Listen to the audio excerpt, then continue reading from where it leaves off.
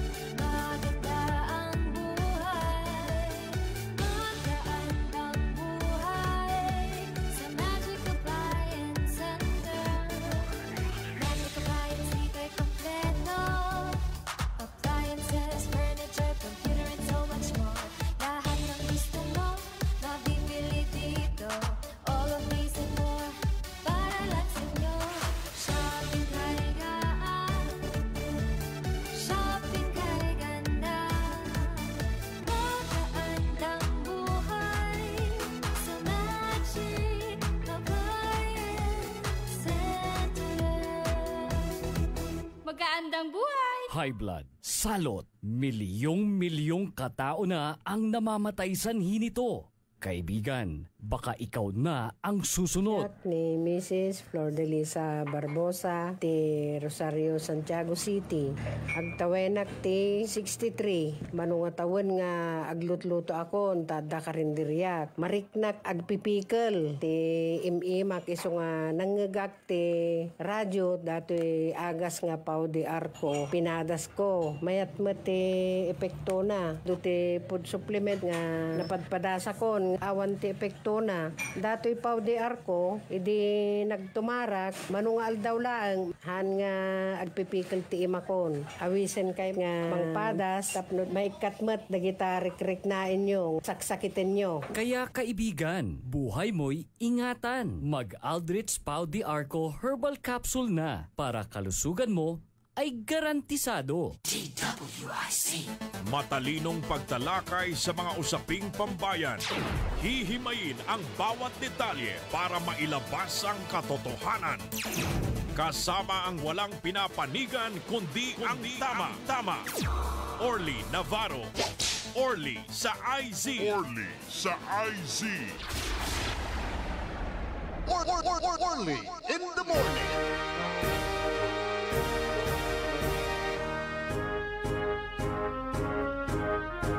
Orly in the morning.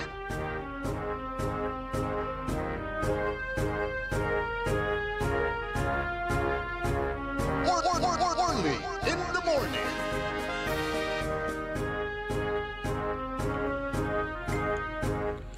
Isang napakagandang umaga dahil matindi ang sikat ng araw. Parang sinasabing tapos na ata ang ating paghihirap sa hindi tapos na paghihirap. I mean, tapos na yung bagyo na nahihirapan kaming dalawa ni Dr. Glenn Soriano dahil paglabas mo ng bahay, baha. Yan. Itong mga traffic, pagbaha, at kung mga matataas na bilihin, bigas, gulay, lahat na halos ay nakapagbibigay po yan ng stress at nagpapataas ng dugo. Kaya pag-uusapan natin dito, itong high blood pressure, pagtaas ng dugo. Good morning, Dr. Glenn. Good morning, Partner Orly, at good morning naman sa lahat na nakikinig dito sa DWIC at lahat ng nanonood sa ating live streaming. Good to be here in the morning again, Saturday morning as usual. Marami sana tayong matutunan at yung mga tanong ninyo sa mga inyong mga karamdaman, tanungin nyo lang dito at tatalakayin natin yan. Yes, yung mga nararamdaman po ninyong mga sakit dyan, antuman iraratay lilik na inyo ya sakit at saragyutan ya itawag imano adasaya na programa tayo. Telephone number ni Dr. Glenn Soriano 0916-672-6056 0919-991-7986. Personal number po yan ni Dr. Glenn Soriano. Sa ating himpilan 0968-677-7070 0920-954-8473. So, pagtaas ng dugo, high blood pressure, ano pang tawag natin dito, Doc, na mga sakit dulot ng pagtaas ng dugo? High blood, hypertension. Hypertension. Karamihan ng mga, yung konting init ng ulo, yung bugnutin, sabi nila, high blood yan. Well, kailangan i-qualify natin yung totoong high blood at saka yung mainit na ulo. Ganon. Pero very relevant nga itong topic nito ngayon kasi isang high blood, sanhi yan ng maraming mga iba-ibang disease. Yan din ay complication ng maraming disease at yan pwedeng disease in itself, yung hypertension. At maraming serious complications na pwedeng mangyari dyan. Pwede rin isang silent killer din yan kasi maraming kinakos niya ng mga complications na hindi mo na nararamdaman hanggang sa medyong serious na yung hypertension. Pwede kayong maging walking time bomb at magkukollapse kayo ng any minute. Yan yung mga aneurysm, mga heart attack, yung mga stroke. Yan yung mga nangyayari sa mga chronic, ay matagal na may hypertension na hindi talaga na alam na merong ganyan. Bakit kaya, Dok, kapag isang tao bigla na lang nag-iinit, nagagalit, kung mayroon siyang marinig na mapanting lang yung tinga niya, iba na ang kanyang reactions? Well, hindi natin masabi kung yan ay may medical reason. Meron talagang hypertension yan. Merong ang tinatawag natin endocrine problem kasi may mga endocrine na yung sinasabi nila sa mga babae, yung ano man tawag nila? Menopausal. Iba nyo, sobrang yung ang tawag nila dyan, yung iba-ibang hormones na sumisigi. So may medical causes, merong hormonal causes, at meron din talagang yung hidden problems. May mga taong may mga problema na hindi nila nasasabi. Yung parang sinasarili. Yung sinasarili mong problema, yan nagkukos ng mga kung iba-ibang ng katawan natin. Yung umiinit ang ulo mo, hindi naman hypertensive pero nagtitrigger yan ng mga ang tawag nito yung pag-iinit ng ulo. So pag-iinitan mo yung mga kasama mo, katabi mo dahil mayroon kang problema na hindi mo rin masabi sa kanya. Dinadaan mo na lang sa galit. Yun. Ano ang epekto niyan kung palagi kang galit? Well, kung palagi kang galit, yung complication yan, lagi kang galit, laging mataas ang blood pressure mo, tumataas yung hormone na sinasabi natin adrenaline. Adrenaline, kung laging mataas yan, nagkukos din yan ng mga problema sa puso, problema sa baga, problema sa kidney, problema sa pag-iisip, lahat yan. So, kung lagi ka nagagalit, laging mataas ang adrenaline mo, yung continuous, nasisira yung mga vital organs. So, or sabihin natin, 5 to 10 years na laging mainit ang ulo mo, na wala kang, tawag nila, anger management, makakasakit ka talaga.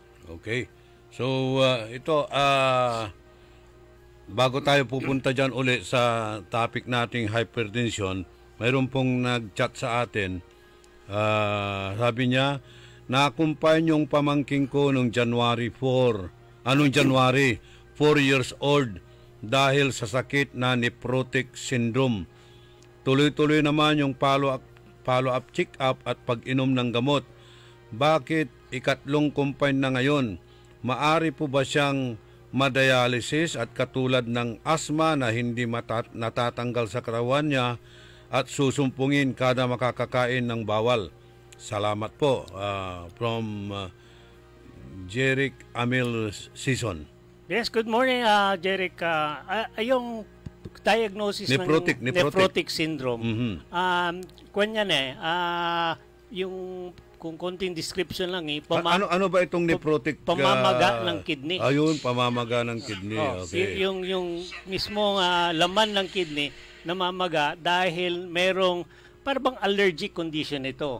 Kung yung kidney nagkaroon ng allergic reaction dahil sa isang bagay na nakakasira ng kidney, para mamamaga, magiging inflame ng kidney, masisira yung tinatawag yung salaan ng kidney. Yung mga base membrane sa tawag nito, yung filters ng kidney na nakokorrode, nasisira, okay?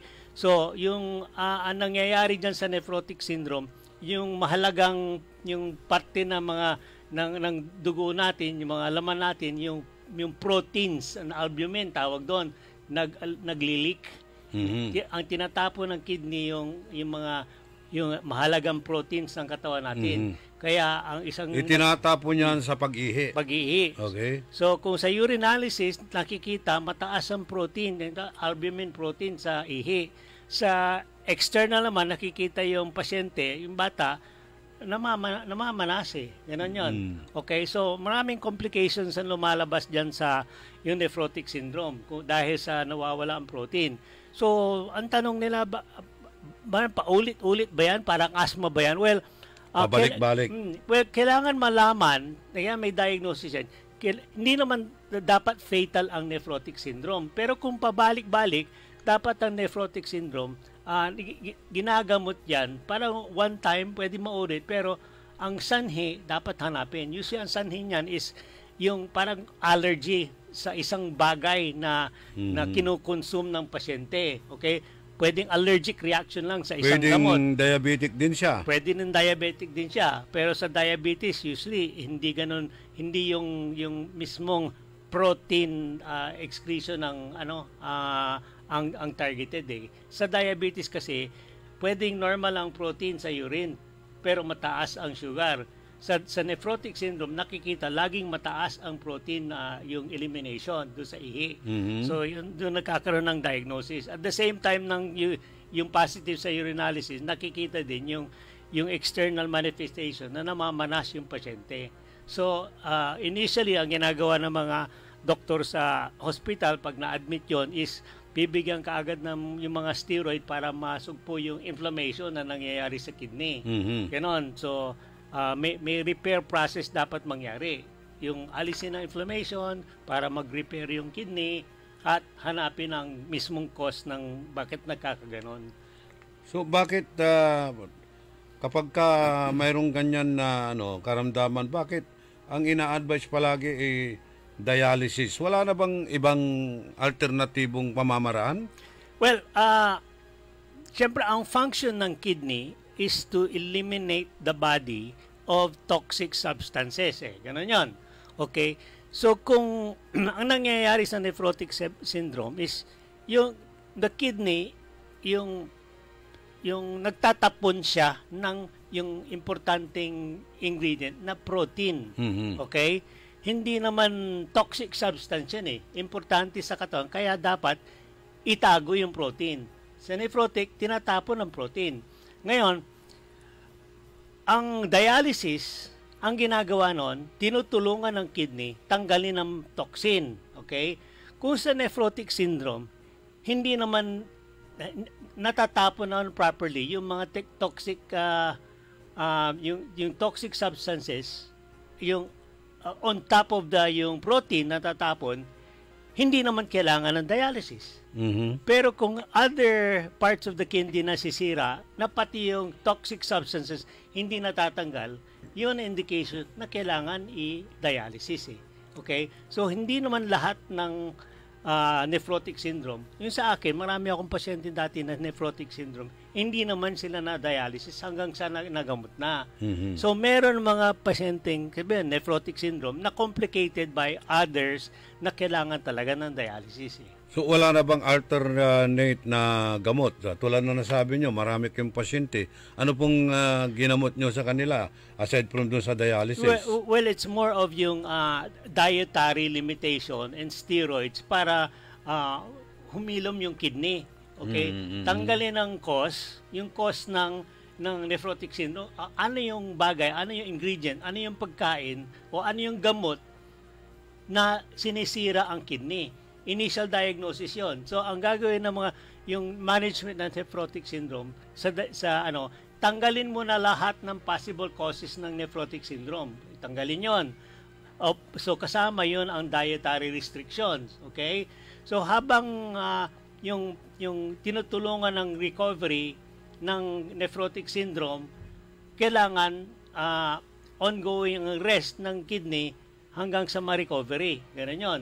So, ang mga gamot na binibigay sa mga nephrotic is yung pangunahin kung grabe ang case, usually mga steroid ang binibigay dyan. So, at saka yung mga gamot na yung palliative, kasi kung may pain, bibigyan ng mga painkillers. Kung merong kulang, pati yung mga protein, meron din naman infuse ng mga proteins, extra protein, para bumalik yung normal content ng protein sa body. Kasi kung hindi mo i-normalize yung ang tawag dito, hypoproteinemia, protein, kulang di magkakaroon ng ibang mga complication. So, kailangan i-control yung protein content ng body, gano'n yun. So, parang supplementation na yun. Kung ano man ang kulang sa katawan dahil sa nephrotic syndrome, susuportahan yun. Okay? Pero itong dialysis, Doc, ay hindi po ito nagpapagaling ng sakit. Hindi po nakakagaling ng sakit. Hindi naman nagpapagaling. Yan ang tumutulong dun sa yung paglilinis ng dugo na yan ang yung nagiging dahilan ng sira ang kidney. Yan yun. So para bang doon sa dialysis, yung dalawang kidney ng katawan hindi nagfa-function, parang dadagdagan mo ng isang kidney na nagfa-function para yung toxin mawala. So, anong mas maganda doon? Kidney transplant or dialysis? Well, kidney transplant, kung severe ang damage at saka nakikita, hindi na magre-recover ang kidney. Kasi ang nephrotic syndrome pwede talaga mag-recover yun. Kung hindi mag-recover dahil sa yung proper management, kung hindi talaga, patagalan so may pag-asa pa. May pag-asa. Okay. Sa tagalan at saka yung masela na pag-manage ng nephrotic syndrome, pag hindi nagre-respond yung kidney, tuloy-tuloy, so nagiging options na yung kidney transplant and dialysis. Kung depende kung ano yung content na dugo na hindi nalilinis ng isang damaged kidney. So, ito, bata pa ito 4 years old. So, ibig sabihin, inborn na yon, dala na niya? No, hindi. Nephrotic syndrome is not usually inborn kasi nakikita nila is caused by something na parang acquired yun Yung during the lifetime ng bata, something there na yung exposure niya na affect ang kidney, na damage ang kidney. So yun nga sabi ko kanina, hahanapin yun yung cause na nephrotic syndrome. Kasi nephrotic syndrome can also be a part of other diseases yung inheritant, kung minana o ganun yun it can be part of other syndromes Okay. Yung pagdadialysis po ba kung 3 times a week, siyempre sigurado manghihina ka ng manghihina doon. Yes. Kung may requirement ng dialysis ng once a week, medyo okay pa yan Pero kung umabot ka na 3 times a week, serious na yan Yung mga 3 times a week na dialysis, yan ang nagiging isang indication na kailangan ng palitan ng kidney transplant. Ganun. Kasi kung magdadialysis ka, very frequent, 3 times a week, ibig sabihin yan, talagang hindi nag-work ang kidney. Hindi nasasala lahat ng dapat isala. So parang hindi ka na rin nandun ka na lang nakahiga, wala nang para bang part ng buhay mo, ganon, dialysis So, yun, alam mo naman dialysis, yung invasive procedure yan. Ibig sabihin yan, yung may tusok, meron kang karayom na lagi nandyan para hindi Pistula, yung tinatawag yun, pistula. yung sinasabi nila. So, yun yung mga complications. Kung may fistula ka, nagiging infected, lilipat mo naman yung site ng fistula para tuloy-tuloy ang dialysis. Yun na, kung minsan nasa leeg, kung minsan nasa braso. Yun. So, yun ang access sa blood para matuloy-tuloy ang dialysis. Ano lang yun. Kawawa naman yung...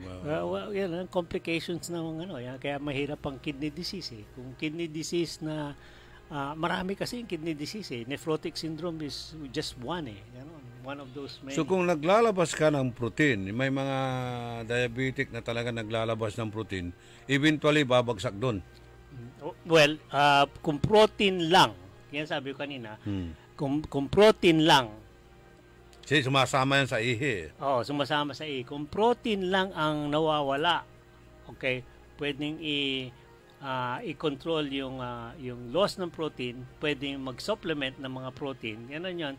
So, kung yung ibang toxics na sasala naman, hindi naman nag-accumulate sa blood, may iwasan yung dialysis. Okay? So, yan ang nangyayari dyan. Kasi nung nagpa-practice ako, nakikita ko mga nephrotic syndrome, magaling naman. Kung proper management. Kung hindi gumagaling, after a certain time, kasi meron mga timeline yan. Ibig sabihin yan, pag alam mo ang nephrotic syndrome, kung alam mo yung stage na nephrotic syndrome, o sige, kaya natin ito. Pero itong kaya natin, nasasabihin na dapat within 1-2 weeks na may nakikitang resulta na gumagaling na. So after yung particular time na hindi talaga gumagaling, parang mula nung dumating na-admit hanggang ngayon, ganun pa rin, hindi naman nakakatulong yung management, siyempre i-consider na yung other one, kung other yung management dialysis kasama yan kung may mga toxins na hindi nawawala sa dugo. Dalawa yung kidney natin. Dalawa. Paano kung yung isa hindi nagpapunction? Pwede na ba alisin yun or what?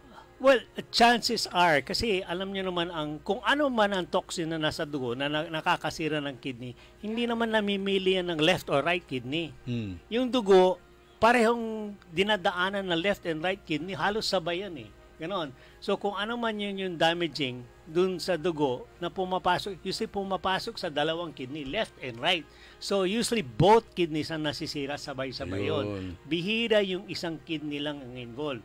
Pwede mangyari, mas mabilis ang damage ng isang kidney, left or right, over the other.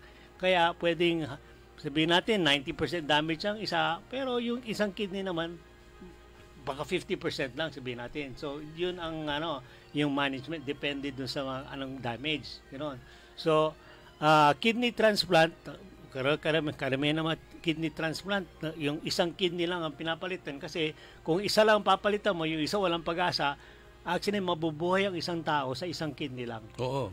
Mayroon akong mga kaibigan na isang kidney isa lang ang kanilang kidney buhay. Yung kidney na isa dinonate yan yan ang nangyayari. So kung meron kang dalawang healthy kidney, yung isa parang extra lang, pwede mo i-donate, yung isa will function. Ang magiging problema mo diyan kung sakali yung na-damage ang both, kailangan mo both.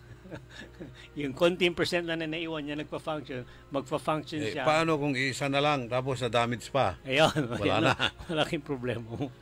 Yun ang ang problema pa nga ng kidney, yung kidney transplant. Hindi basta-basta yung mag-kidney transplant kasi may compatibility issue yan Bihin mo, hanggang magkapatid lang magkapatid nga kayo, kambal. Hindi not necessarily compatible ang kidney mo doon sa kakambal mo. Okay, mayroon tayong caller. Hello, good morning. Hello? Yes, pakilakas lang po. Sino po sila? Si Bob Season po, sir. Si? Bob Season po. Bob Season? Apo. Ano po yung tanong? Naririnig nyo, Dok? Konti. Pakilakas lang yung boses. Bob Season. Apo. Pakilakas mo lang kasi hindi namin naririnig Siya nagtanong kanina, Season din yan kanina, no? Iba rin yun, Ano pong problema, Mr. Season? Ay, sir, itatanong ko lang, sir, kasi yung chan ko, sir, mga isang taon na palaging parang yung lipid, sir, parang busog palagi ako. Parang? tiyan ko, sir, parang... Yung bloated palagi yung tiyan mo. Opo, sir. Yung parang ganun palagi ako, sir. Nag-ultrasound ako, sir. Sabi ng mga doktor, wala naman daw problema, sir. Walang problema. Bloated daw palagi ang kanyang tiyan. Parang busog na busog. Nagpa-ultrasound na raw, wala nang nakita. Ganun ba yun, Mr. Sison? Opo, sir. Opo. Okay. Anong masasabi niyo, Doc? Well, kailangan natin makita, yung sinasabi ko, nagpa-ultrasound, wala naman nakita, pero totoong fluid yan, meron pinanggagalingin yan. Hindi natin alam, pero karamihan ng mga fluid na nasa tiyan, nanggagaling sa atay, liver eh. O kung hindi yung fluid na sa labas ng intestines, nandun sa paikot lang, usually, yung parang nanggagaling sa taas, ay yung mga causes nun is liver lang eh. Ganon. Pero kung talagang malaki ang tiyan, bloated, at wala naman fluid, yung parabang yung mga normal na mga lalaki nagiging pot belly naman, di ba? Yung manginginom, yung mga mahilig sa beer, gano'n, malalaki ang tiyan. Kung puno ng hangin, what?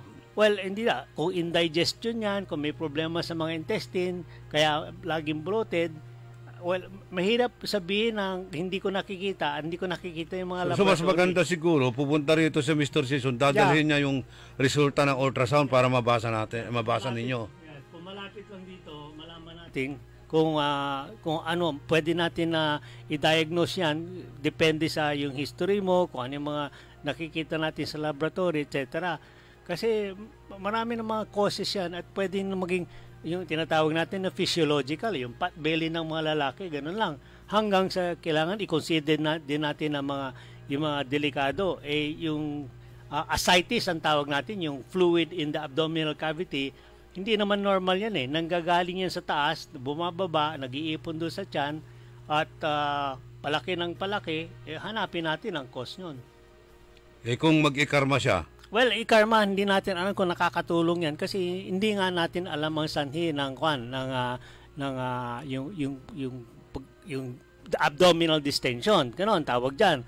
So, ikarma, kung in-queen na ikarma, tutulong yan sa protection. Kung meron mang affected sa mga organs na kaya ng tulungan ng ikarma, kung inflammation yan, yung inflammation, para bang nagtutubig ang inflammation, kaya din ng tulungan ng ikarma. Pero antimano, kailangan natin malaman kung ano talaga ang cause ng pag-distend ng abdomen. Okay. Mr. Sison, pwedeng dalhin mo rito yung resulta ng ultrasound?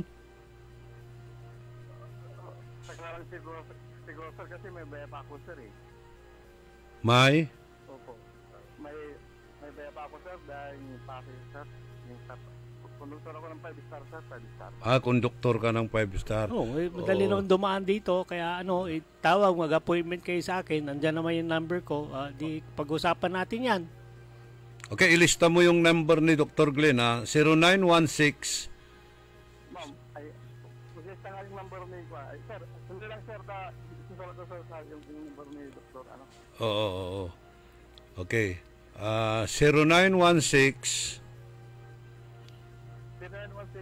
672 6056. Okay. Sige, hintayin ko yung tawag ninyo para mapag-usapan natin ang kondisyon ninyo. Kung serious yan o kailangan natin na dagdagan ng mga gamot o kung ano man dapat natin gawin. Pwedeng pag-irot, sir. Kasi hindi namin... 0916 672 6056. Okay na? Okay. Sige. Okay. Thank you very much. Thank you. Ayan. So, bloated ang tiyan, parang constipated palagi. Di ba meron tayong pasyente na parang ang kakala niya buntis siya? Yeah. Dahil yung pala hindi siya nakakabawas. Yeah, well, marami nga ang causes eh. Yung ang sa akin, the most yung dangerous na yung diagnosis is yung liver cancer. Yung liver cancer, siya parang umiiyak lagi yung liver, may tubig yan, bumababa, nag-accumulate sa abdominal cavity, causing abdominal distension, liver ascites ang tawag doon, okay? Kung hindi tubig yan, parang kung may tumor yan, kung may bukol Iba yan, naman yung liver cirrhosis. iba rin yun eh. Kung merong tumor sa intestine, kung namamaga din ng isang kidney, o kaya meron talagang intestinal cancer, o merong iba yung mga problema marami akong naiisip dyan pero siyempre ayokong maghula-hula na hindi ko nakikita at hindi ko alam kung ano yung mga laboratory results. Ano pa ibang simptomas niya, gaano katagal ba to, ilang taon na ba siya, maraming kulang na information. Pero hindi naman natin pati pag-usapan natin kulang ang oras natin dito. Ganon. Yung nasabi nyo, parang maraming tubig sa kanyang tiyan, inaalis yun palagi. Yes, peritoneal yung peritoneal dialysis. No, yeah, well, yung susunod dialysis ang term, pero anong tawag na? Yung pag-aalis ng tubig sa tiyan na galing kung saan-saan, yung synthesis yun Susukin ng isang karayom, tatanggalin ng tubig, yung tubig observe, titingnan kung anong klaseng tubig, kung may dugo, kung wala, o puro tubig lang, padala sa laboratory para ma-analyze Kasi yung fluid nandun sa abdominal cavity, kung may nakuha, kung clear, di baka sa liver ascites ngayon. Kung may dugo, baka may tumor dun sa loob na may dugo-dugo. Okay? So, yan, maraming mga possibilities na pwede mangyari dyan Ganon. So, mahirap i-diagnose yan on the air na mayroong kulang-kulang na information. So, paano yun? Kung sobrang tubig ng katawan mo, hindi mo ba mailalabas yan sa ihi? Hindi, kasi, nasa ibang compartment yan Ibig sabihin yan, kung para bang sabihin mo, yung isang pitsil ng tubig, tapos ang laman ng pitsil, may isang baso, yung tubig sa loob ng baso, hindi naman lalabas yan kung hindi mo ibubuhos yan. Kasi meron din tubig sa pitsil, pero may tubig sa baso, di ba?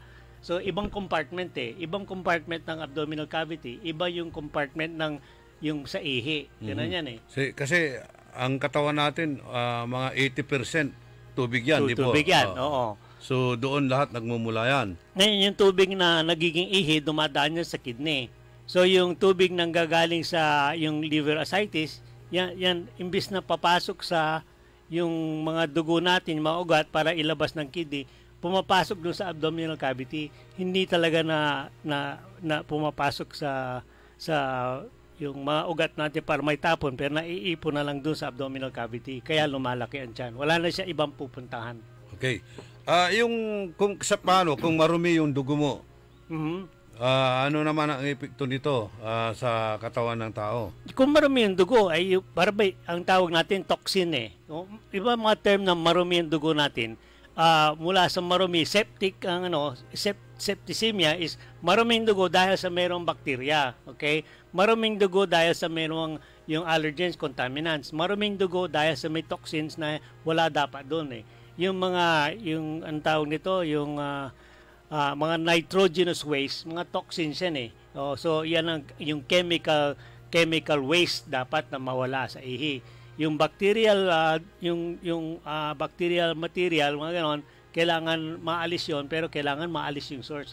Mga bacterial, mga microbial waste yun Maraming pwedeng nandun sa dugo natin. So ano naman yung sepsis? Sepsis is the presence of yung harmful bacteria na umiikot sa dugo natin. Very dangerous yun Ganon. So yung sepsis, kung meron kang bacteria sa dugo, kung may ikot-ikot yan, kung makarating sa utak mo yon, yung bacteria, di naging meningitis na yon. Yon. So apektado. Maraming komplikasyon. Maraming komplikasyon. Kasi may kaibigan tayong doktor, sa tiyan tumama yung kanyang Paano nakukuha yung sepsis na yan? Well, yung sepsis is yung merong parang gateway. Kung yung infection nandun sa isang lugar lang, baga merong parabang yung piksa. Kung meron kang piksa, parang nasa balot lang yun Hindi naman siya kumakalat. Pero kung ano yung piksa, kung ang tawag nito, kung vascular, ibig sabihin maraming ugat-ugat doon sa dumadaan doon sa piksa lugar. Tapos isang bacteria nanggaling doon sa piksa, bigla siyang nakapasok sa yung blood system. Yan ang sepsis na. Iikot-ikot yan sa buong katawan mo. So mararamdaman mo para bang lalagnatin ka kasi ang response ng body doon sa presence of bacteria in the blood is yung lalagnatin ka, gano'n. Yun ang yung sign. Okay. So napag-uusapan din natin dito dugo, no? maruming dugo. Ngayon, ang main topic natin actually is hypertension. Dugo rin yun. Dugo rin yung pinag-uusapan natin. So, parang dinudugo si Ka Edwin May tumatawag ba, Ka Edwin? Nagmiminupos na itong andropause. Ayan, na-mention natin nung una, kapag ang babae nasa menopausal stage, ay palaging mainit ang kanyang ulo. Nakaka-high blood siya palagi. Anong connection nun? Well, merong yung hormonal effects ng yung pagkukulang ng mga yung hormones, yung normal hormones ng babae. Okay? Yung normal hormones ng babae, kasama dyan yung estrogen. Okay? Yung estrogen, para yan nagpapakalma ng babae. Yung good feeling. Ang estrogen, yung... Estrogen, endocrine. Ano? No. Endocrine. Endocrine is yung general term for yung sa lalaki. Hindi. Endocrine is a general term for hormones. Hormones. Yung endocrine, endocrine system involves maraming klaseng hormones sa mga body natin. Okay? So, isang endocrine, yung hormone is estrogen. Okay? Sa babae yun. Sa lalaki is testosterone. Ayun. Okay? So, dalawa yan. Yung gender hormones, dalawa yan. Estrogen and testosterone. Ngayon, yung estrogen nanggagaling sa karamihan ovary ng babae. Kung ang estrogen ay kulang-kulang, kasi yan parang nagpapakalma sa babae. Yan nagpapaganda ng mood ng babae, yung estrogen. Kung babae, kung nakita mo babae, blooming, siya, very mabango, soft-spoken, malamig, yung malambing, yung estrogenic yan Yun. Estrogen. Kung kulang-kulang estrogen niya, marami sumpungin niya, mainit ang ulo, lagi yung para mainit ang katawan, yan yung menopausal. Yan ang kulang-kulang na estrogen. Ayun. So, ang ginagawa ng mga yung expert sa OBGYN, nire-resetahan na ng kanyan yung hormone therapy, yung HRT, hormone replacement therapy, yung dadagdagan ng estrogen, mga ganun yan Okay? So, sa lalaki naman na testosterone. So, itong imbalance ng mga hormones ng lalaki o babae, yan isang cause na mayroong pagkukulang sa mga hormone. Kasi hormones are controlled by each other. Okay? Yung main hormone nanggagaling sa ulo, yung sa pituitary gland, sa thalamus, sa thyroid gland, pituitary, thyroid, mga ganon. So, parang dugtong-dugtong lahat yun Yung main master gland, yung ang tawag nito, yung sa utak natin, magsisecrete siya ng hormone. Yung hormone, pupunta doon sa isang gland. Yung isang gland, magsisecrete naman din ng iba-ibang klaseng hormone. So, para bang chain reaction yan. Ayun. Kung yun sa taas, para bang yung chain of command. Kung yung presidente, palpak yung utos, yung darating sa baba, puro palpak din ang sunod. Nangyayari sa ngayon yun. Yun. Okay. So, yun nangyari din sa yung mga high blood, na pangit ang function ng sa taas, dahil high blood siya, hanggang sa baba yan, hanggang sa mismong yung soldier sa baba, hindi niya naintindihan ng command. So, mainit ang ulo na sa baba kasi bakit ganitong utos? Mali-mali. Paano kung high blood yung general? Si general hindi yung hindi natatayo. Hindi, wala na talagang kuan. Yan yung mga kulang ng mga testosterone. Kulang ng testosterone. So, sabi, yung mga sa baba, hindi kikilos kasi wala tayong utos kaling sa taas. Ganon yun. Okay. Balik tayo doon sa nephrotic syndrome, Doc. Kasi nag-react na naman si Jeric Amel Ansison. Sabi raw ng doktor niya, hindi na raw matatanggal yung sakit na yon habang buhay na raw at susumpong lang. Nandun na yun. Susumpong lang. Parang Parang asthma. Sabi, description niya kanina. Prednisone at Premioxim ang gamot niya po. Di sabi ko kanina. Wala na bang ibang gamot na pwede raw gamitin? Wala. Hindi, kasi... Kung susubukan niyang ikarma. Well, ikarma is an anti-inflammatory, yung antioxidant. Ang problema ng nephrotic syndrome, etc., yung mga ganong chronic, is merong talagang source merong cause ng nephrotic syndrome, merong cause ng asthma. Yung mga triggers ba? Yung tinasabi lagi may trigger. Ano yung trigger? Ano yung pagkain? Ano yung gamot na nagtitrigger nito? Sabi nga ng doktor, hindi mawawala yan, lifetime nga. Lifetime nga na meron kang tendency na baka sumipa na naman yun. Bumalik, okay. Pero sisipa lang yan kung nandun yung trigger. Okay? So, parang allergy rin, ano? Hanapin yung trigger, hanapin yung allergy. At kung ma-confirm na yan ang allergy, pwede mong iwasan ng nephrotic syndrome. Ganun yan. Okay, kung halimbawa, marami naman siyang trigger Ito, magti-trigger siya. Ito, magti-trigger siya. Ito, adi marami. Pero hindi mo mahula lahat yun. Hindi mo matamaan. Talagang may makakalusot na isang trigger. So, ang gamot niyan, yung sinasabi niya, steroid prednisone. Ganun yun. Para makontrol yung exacerbation, pag paulit-ulit, kung meron kang steroid, katulad ng prednisone, hindi naman tutuloy sa serious. Ganun yan Kung laging yung serious, laging namamaga, delikado, kailangan na agapan niya. Makikita mo na, mukhang sumisigi na naman itong nephrotic niya. Tinan mo, tata naman ang protein sa ihi o medyo namamanas na naman. Umpisahan na naman ang prednisone. So, yan ang sinasabi natin, lifetime. Pwede niyang paulit-ulit. Okay? Kung paulit-ulit, bakit? baka meron isa pa, autoimmune ang tinatawag natin. Yung bang autoimmune, yun yung mga disease na yung system mo lumalaban sa sarili mong katawan. Parang sakit ni autoimmune. It's fighting itself. Yung immune system mo siyang kumakain.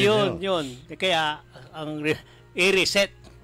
So laging attempt na doon kay i-reset yung immune system. Ganun ang ginagawa diyan. May tawag din dito. Dali lang.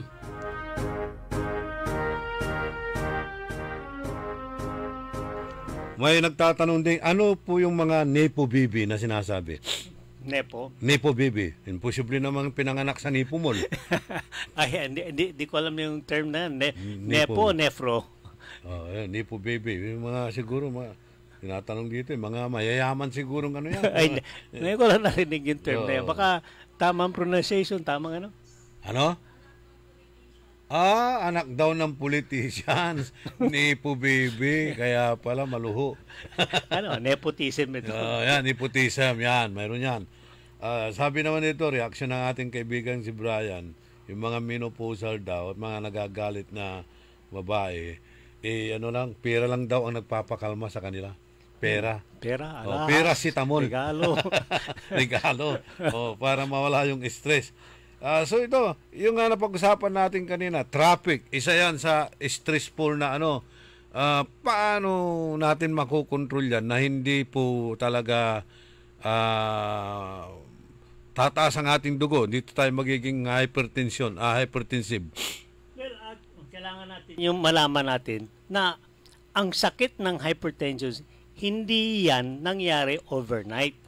Yung totoong hypertension, yung sakit na hypertension or high blood, na totoong high blood, is a disease or condition that was created by you over a span of 5 to 10 years. Ganon.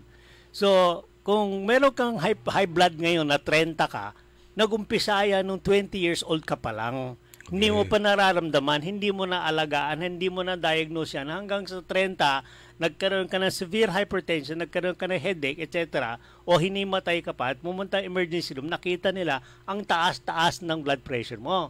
Yun ang sequence niyan So, ang hypertension, hindi nangyayari yan overnight. It develops over time, kaya chronic disease yan. Okay? So, ang hypertension, hindi mo pwedeng i-manage yan overnight. Hypertension created 5 to 10 years ago is managed over the next 5 to 10 years din. Ganon. So, kung sabihin mo natin, sabihin mo, naipon na doon, compounded na. Ganon. Marami ng problema yan Marami mo kailangan i-reset. Okay? Compounded, accumulated, nandun na. So, ang herbal, alternative medicine, wala siyang lugar sa immediate acute management ng hypertension. Okay? Kasama dyan ang ikarma. Hindi mo naman pwede, high blood ka, nasa emergency room, huwag mo asahan na inom ka ng isang capsule o isang basong ikarma na gagaling ka. Huwag kayo maniwala dyan sa mga instant na mga herbal. Hindi, wala. ang e-karma will help you over the next 5 years. Ibig sabihin yan, kung umpisahan mo ngayon, kung ano man naging sanhi ng hypertension mo, naging baradong ugat mo, nag-accumulate yung cholesterol mo, nasira yung mga hormones mo, na umiinit ang ulo mo, e-karma will help you start the healing process. Kung hindi mo umpisahan ngayon ng mga ganon therapy, yan sa akin, alternative medicine nga. Alternative is preventive. Bakit yung mga ibang nagbibigay ng testimonial sa atin, after 2 weeks lang na paggamit ng e-karma, gumagaan ang kanilang pakiramdam? Yan talaga ang research dito sa main ingredient ng e-karma. Ang ginagawa niyan is meron siya yung tinatawag na scientific pathways. Yung scientific pathways yan are yung pathways na nag-activate ng normal ng blood pressure control, okay? Kasi kung tulog yung mga o yung barado yung daanan ng mga yung anong chemical na kailangan pa normalize yung blood pressure, puro barado. Nabanggit mo kanina, kung meron traffic, hindi makadaan ng tamang kailangan daanan, ganoon. Kung may traffic din ng katawan ng tao dahil sa kung ano-anong mga basura nandyan, kung anong mga toxic chemical na dyan, hindi makadaan yung tamang dapat dumaan dyan.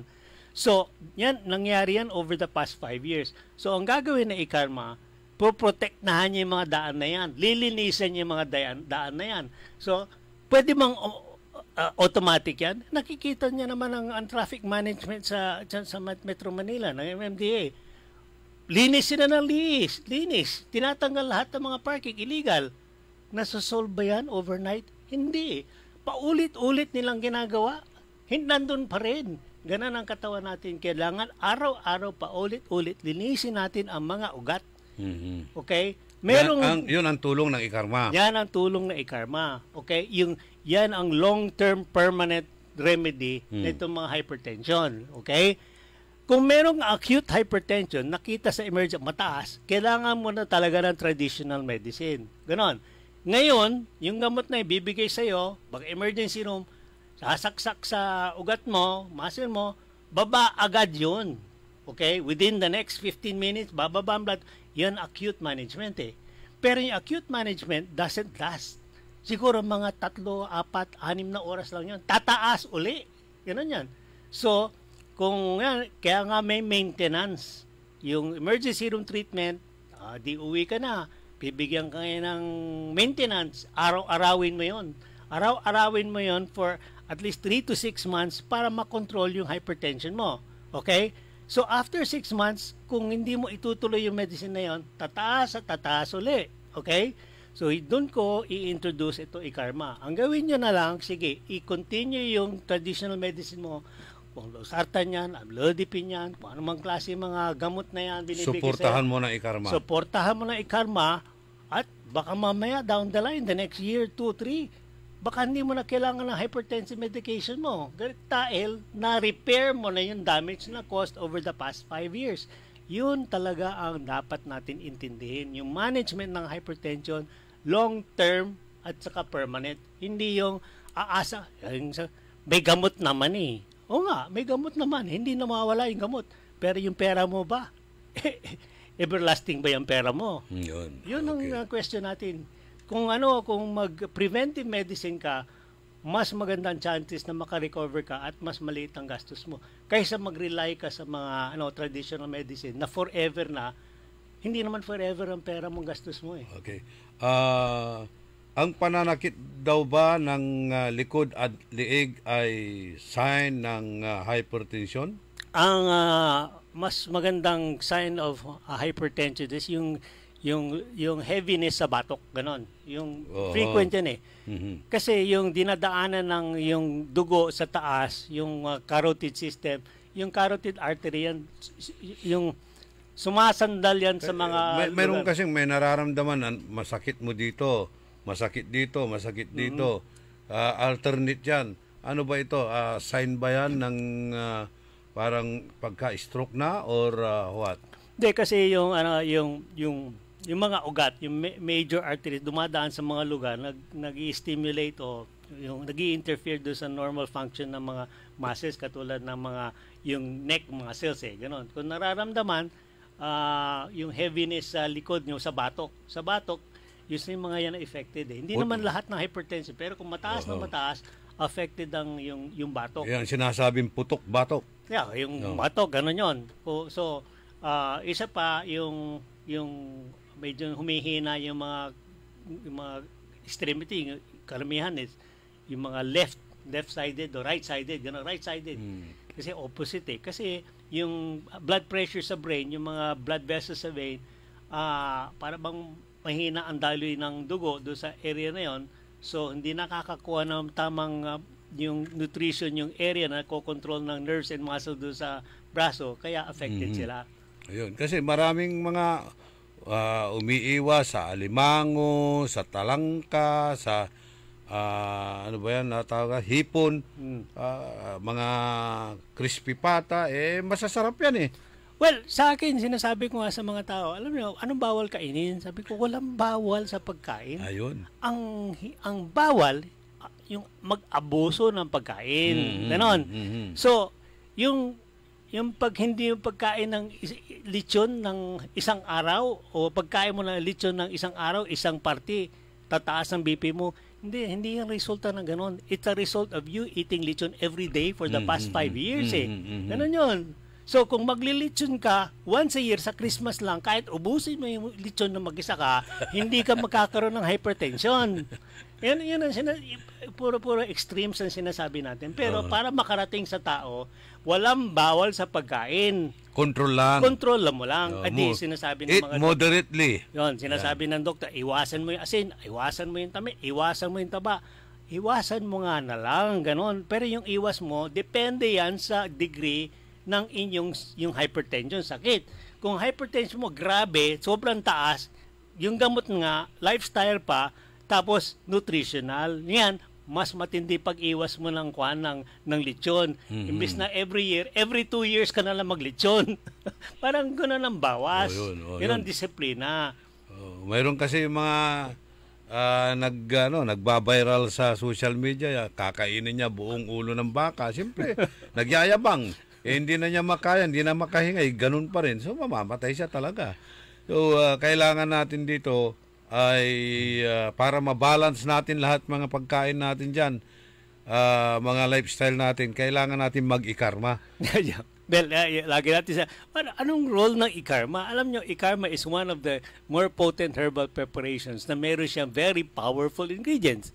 Ang very powerful is antioxidant, anti-inflammatory, and anti-cancer. Yung tatlong yan eh. Kasi may mga ibang product sasabihin nilang, meron siyang ganito, meron siyang ganito, meron siyang ganito. Lahat na yun is the same properties na meron tayo sa ikarma. The same. Nagagawa siya ng protection, antioxidant. Nagagawa siya ng repair, na anti-inflammatory. At nagagawa siya ng long-term problems na katulad ng cancer, nakakatulong siya. Hindi natin pwede sabihin nakakagamot siya ng cancer, pero yung pagdami ng cancer cells, pwede niyang i-control para mas madali ang gamutan ng cancer kung meron ka ikarma. Okay. Meron pong pag-aaral ng U.S. Rimando et al. Sa USDA o United States Department of Agriculture noong 2005. Ano po ito, Doc, tungkol po dito sa ikarma ba ito o sa... Yeah, well, Terostilben ang pinag-aralan nila. Ang pinaka-potent na ingredient na nakikita sa Nara extract is Terostilben. So yung ingredient na yan, ginagamit lagi sa yung ancient, yung priest, yung mga dating ninuno natin na mga albularyo, yung mga Ayurvedic medicine, yung mga gumagamit ng herbs, plants para sa manggamot ng tao. Okay? So, ito mga scientists katulad ng Rimando, ni-research nila ito. Bakit ito nakakagamot? So, nakita nila by yung experiment sa laboratory na ang paggamit ng Terostilben, na yan yung laman ng inara, over a 30-day period, chinek nila na ang result ng mga yung laboratory specimens ay bumaba ng 40% plus ang cholesterol levels eh. Tapos bumaba ng mga 14% ang mga blood sugar levels. Kung tama yung mga analysis. So, kinonekta nila yan sa yung outcomes ng yung research ng mga hypertensive. Ang mga hypertensive, isang cause ng hypertension is the accumulation of cholesterol. Barado mga ugat. Ang cause ng bara na ugat is sobrang cholesterol. Okay? O yun. Paano mo naman makukuha yung cholesterol na yan? Ang ginagawa ng ikarma sa first of all, ang metabolizing organ ng cholesterol sa human body is the liver. Kung wala sa kondisyon ng inyong liver, yung atay, kung wala sa kondisyon, dahil puro ka inom, overwork yan, masisira yung cholesterol metabolism. So yung mga alcoholic, makikita mas mataas ang cholesterol levels. Ganon. Yung mga taong walang exercise, mas mataas ang cholesterol levels. So ginagawa ng ikarma, tinutulungan yung metabolism ng fats, ng cholesterol, ng triglycerides, tinutulungan niya yung para bang overhaul ang liver para gumanda ang metabolism ng cholesterol para hindi magkaroon ng deposition, para mabawasan ang bara-bara ng mga ugat. Yon. So, isa pang yung ginagawa nitong yung terostilbene is binababa yung blood sugar levels. Yung mga diabetic o hyperglycemic, masyadong mataas ang blood sugar level, nasisirang ugat, kaya nadideposituhan ng cholesterol, kaya nagkakaroon ng mga vascular damage ng cause ng hypertension. So, dugtong-dugtong lahat yan. Yung sobrang taas ng sugar, sobrang taas ng cholesterol, yan ang mga causes ng hypertension na kina-counter ng itong terostilbene na laman ng ikarma, ang laman ng Nara extract. Yun. So, magandang paliwanag ni Dr. Glenn. Yung mga cholesterol na yan, baka magiging collateral pa yan sa inyo. Yan tinatawag, collateral damage. Yan, cholesterol damage na yan ay kailangan natin talaga i-karmatize mo na yan para humaba pa ang buhay at magpapalakas ng ating immune system. Kasama po natin sa technical side si Ka Edwin Inong with Dr. Glenn Soriano. Lahat po ng inyong mga problema, pwede pong isangguni sa kanya. Pwede kayong pumunta rito kada araw ng Sabado o kaya tumawag sa telepono 0916-672-6056, 0919-991-7986. Kasama po ninyo ang inyong lingkod, Orly Navarro, nagbabalita ng tama, naglilingkod ng tama at nag-iikarma. Orly in the morning. Nagbabalita, naglilingkod sa lahat ng